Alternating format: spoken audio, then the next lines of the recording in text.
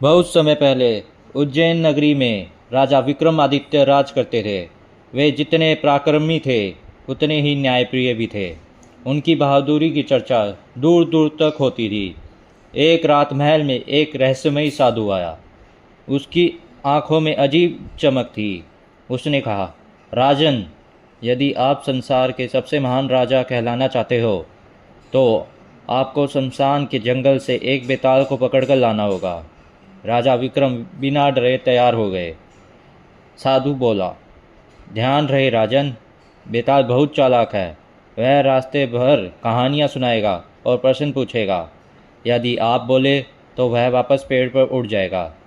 विक्रम मुस्कुराए, मैं अपने वचन से पीछे नहीं हटूंगा। राजा जंगल पहुँचे। उन्होंने देखा एक विशाल बरगद के पेड़ पर बेताल उल्टा लटका हुआ था। जैसे ही विक्रम ने उसे पकड़ा, बेताल जोर जोर से हंसने लगा। हा हा हा, राजन, तुम फिर आ गए। विक्रम चुपचाप उसे कंधे पर डालकर चलने लगे। बेताल बोला, सुनो राजन, एक गांव में अर्जुन और माधव नाम के दो मित्र रहते थे। दोनों बचपन से साथ थे। अर्जुन गरीब था लेकिन ईमानदार। माधव अमीर था लेकिन बहुत घमंडी। एक दिन गांव में अकाल पड़ गया। लोग भूख से तड़पने लगे। अर्जुन ने अपने थोड़े से अनाज को गांव वालों में बांटना शुरू कर दिया, लेकिन माधव ने अपना अनाज छिपाकर रखा और महंगे दामों पर बेचने लगा। एक बूढ़ी महिला माधव के पास आई। बेटा, मेरे बच्चों को थोड़ा अनाज दे दो। माधव बोला, पहले पैसे लाओ। बेचारी महिला रोती हुई लौट गई। अर्जुन ने अपनी आखिरी बोरी भी गरीबों में बांट दी। उसकी माँ बोली, बेटा, अब हम क्या खाएंगे? अर्जुन मुस्कुराया, माँ, भगवान सब देख रहे हैं। कुछ दिनों बाद राजा उस गांव में भेष बदल कर पहुँचे।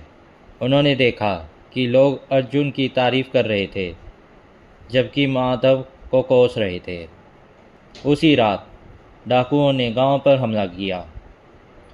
माधव डरकर अपनी हवेली में छिप गया, लेकिन अर्जुन गांव वालों की रक्षा करने निकल पड़ा। अर्जुन ने अपनी जान की परवाह किए बिना लोगों को बचाया। आखिरकार डाकू भाग गए। बेताल बोला, राजन, बताओ सच्चा महान कौन था, अमीर माधव या गरीब अर्जुन? राजा विक्रम बोले, अर्जुन महान था, क्योंकि जिसने दूसरों के लिए अपना सब कुछ त्याग कर दिया वही सच्चा इंसान कहलाता है। इतना सुनते ही बेताल जोर से हंसा और उड़कर वापस पेड़ पर चला गया। राजा फिर बिना थके जंगल पहुँचे और बेताल को पकड़ लाए। बेताल बोला, राजन, तुम सच में जिद्दी हो। एक राज्य में 3 राजकुमार थे, वीर, बुद्धिमान और दयालु। राजा ने कहा, जो सबसे योग्य होगा वही अगला राजा बनेगा। राजा ने तीनों को अलग अलग कार्य दिए। पहले को युद्ध जीतना था, दूसरे को कठिन पहेली का हल करनी थी और तीसरे को जनता की सेवा करनी थी। पहले राजकुमार ने युद्ध जीत लिया। पूरे राज्य में उसकी वीरता की तारीफ करने लगे। दूसरे राजकुमार ने कठिन पहेली सुलझा दी। सब उसकी बुद्धिमानी से प्रभावित हुए। तीसरा राजकुमार गांव-गांव जाकर गरीबों की मदद करने लगा। उसने कुएं बनवाए, भोजन बांटा और बीमारों का इलाज करवाया। जब राजा ने जनता से पूछा कि अगला राजा कौन बने, सभी ने तीसरे राजकुमार का नाम लिया। बेताल बोला, राजन, सबसे योग्य कौन था? विक्रम बोले, जो जनता का दुख समझे वही सच्चा राजा होता है। बेताल फिर हंसता हुआ उड़ गया। तीसरी बार बेताल बोला, एक नगर में धर्मपाल नाम का न्यायप्रिय राजा रहता था। एक दिन एक धनी व्यापारी मृत पाया गया। उसकी संपत्ति को लेकर उसके 2 बेटे लड़ने लगे। बड़ा बेटा बोला, मैं बड़ा हूँ इसलिए सारी संपत्ति मेरी है। छोटा बेटा बोला, पिताजी हमेशा बराबरी की बात करते थे।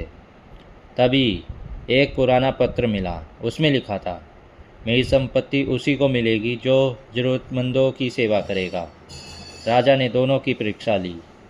बड़ा बेटा गरीबों को अपमानित करता रहा, लेकिन छोटा बेटा दिन रात लोगों की मदद करता रहा। राजा ने सारी संपत्ति छोटे बेटे को दे दी। पूरा राज्य खुश हो गया। बेताल बोला, राजन, क्या न्याय केवल नियमों से ही होता है? राजा विक्रम बोले, नहीं, सच्चा न्याय दया, सत्य और धर्म से होता है।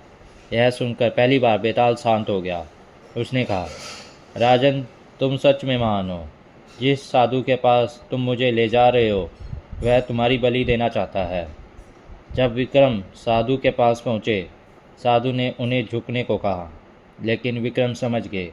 उन्होंने तुरंत तलवार निकाली। भयंकर युद्ध हुआ। आखिर विक्रम ने उस दुष्ट साधु को हरा दिया।